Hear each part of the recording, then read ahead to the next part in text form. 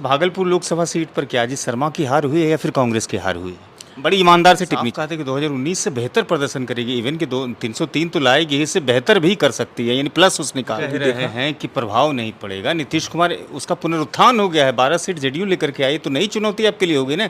एक तरफ आरजेडी है, दूसरी तरफ जदयू है, उसके बाद फिर प्रशांत किशोर की है जनसुराज। चुनाव से पहले और चुनाव के बीच में इसे कहा गया कि इसकी पॉलिटिकल यूटिलिटी खत्म हो गई, ये अब रिटायरमेंट मटेरियल है। नीतीश कुमार को जो ये जनाधार मिला है, 12 सांसद जो जीते हैं, क्या इसमें भारतीय जनता पार्टी का वोट शेयरिंग ही सिर्फ है या फिर इसका कोई एक मैजिकल मिरेकल चला है? बिहार तो जातियों की चुनौतियों से भरा हुआ स्टेट है, जाति है, मजहब है, उसके आधार पर फिर वोट। आप खुद कहते हैं कि कास्ट, क्रिमिनल, कास्टिज्म, इसके बेस पर ही तैयार होता है सब। आप अच्छे पत्रकार हैं और आप समझते हैं राजनीति पल पल बदलने की चीज़ नहीं। आपको हैरानी नहीं होगी अगर नीतीश और टीडीपी अलग हो जाए और तृणमूल साथ आ जाए। इसीलिए इंडिया गठबंधन ने साफ तौर पर कहा कि अभी हम सरकार बनाने के मूड में नहीं है, केवल ममता बनर्जी के डर से।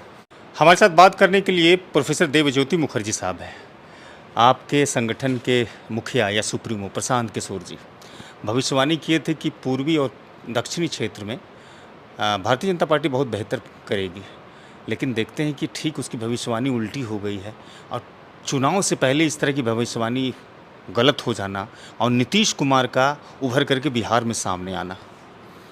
देखिए, इंडिया का सरकार बनेगा, इनका बार बार कहना था कि सशक्त रूप में इंडिया का सरकार बनेगा, वो इंडिया का सरकार बना। बार बार उन्होंने एक बात कहा कि साउथ में मजबूत होगा, तब केरल में खाता खुला, आप देख रहे हैं।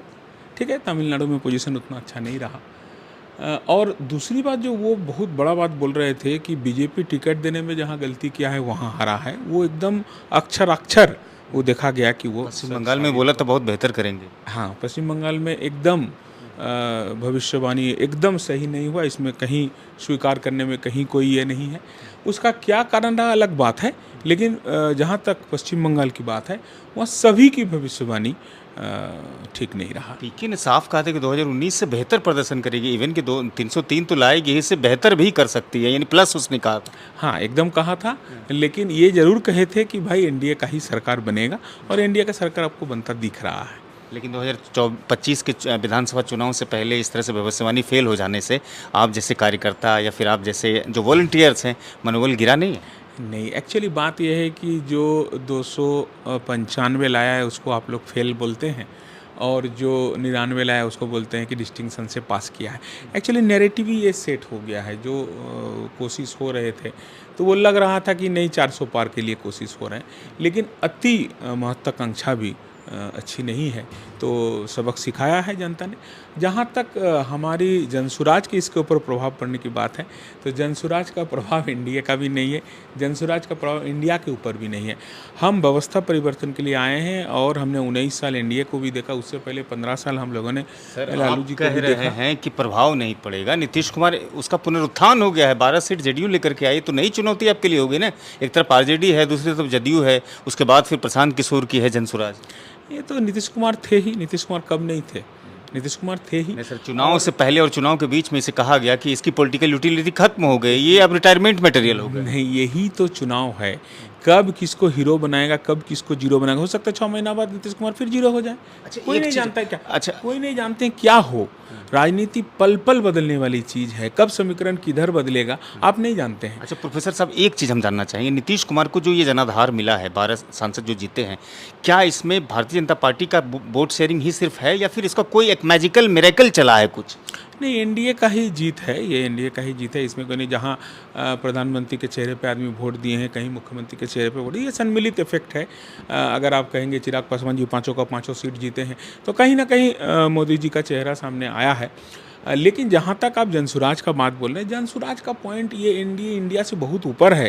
ये बिहार को बदलने की बात है सर, ये केवल सत्ता बदलने की बात नहीं है, ये व्यवस्था बदलने की बात है। लेकिन बिहार तो जातियों की चुनौतियों से भरा हुआ स्टेट है, जाति है, मजहब है, उसके आधार पर फिर वोट। आप खुद कहते हैं कि कास्ट, क्रिमिनल, कास्टिज्म, इसके बेस पर ही तैयार होता है सत्ता। पिछला इंटरव्यू में भी आपने सेम सवाल किया था, उस समय भी हमने जवाब यही दिया था कि आप दिल में हाथ रख के कहिए क्या क्या आप जाति प्रथा के पक्ष में हैं। आप केवल अपना गारंटी लीजिए, हम लोग यही बात कर रहे हैं। और एक एक करके आदमी छटते चले जा रहे हैं। हम लोग क्या करते हैं, बहाना बना लेते हैं कि बिहार में ये, बिहार में। और आप क्या सोच रहे हो? आप अगर सोच रहे हो कि इससे ऊपर नहीं करना चाहिए, आपके साथ 10 आदमी सोचेगा, आपके साथ सैकड़ों सोचेंगे, 1000 सोचेंगे। हम लोग ये सक्सेस हम लोग को मिल रहा है। अच्छा, आप ये बताइए अनुभव के आधार पर कि जो टीडीपी और जेडीयू के साथ अलायंस है एनडीए का, ये लंबे वक्त तक टिकेगा? चूंकि मोदी को एक तरह से मुस्लिम के विरोध में एक नैरेटिव या फिर छवि उसकी बताई जाती है और टीडीपी ठीक मुस्लिम के समर्थन में बताई जाती है, तो दोनों का गठबंधन लंबे वक्त तक टिकेगा, आपको लगता है? आप अच्छे पत्रकार हैं और आप समझते हैं राजनीति पल पल बदलने की चीज़ नहीं। आपको हैरानी नहीं होगी अगर नीतीश और टीडीपी अलग हो जाए और तृणमूल साथ आ जाए। आपको कोई हैरानी नहीं होनी चाहिए। राजनीति यही है, राजनीति यही है। कब किस तरह पाला पलटेगा ये आप नहीं जानते। या इसीलिए इंडिया गठबंधन ने साफ तौर पर कहा कि अभी हम सरकार बनाने की मूड में नहीं है, केवल ममता बनर्जी के डर से? नहीं, ऐसी बात नहीं है। इंडिया तो खुश है कि जो परफॉर्मेंस अब 0 पे आउट थे, तेजस्वी 4 सीट मिला है, नहीं समझे, डबल लगभग कांग्रेस को आए, तो परफॉर्मेंस तो लोग को अच्छा है, वो लोग खुश हैं।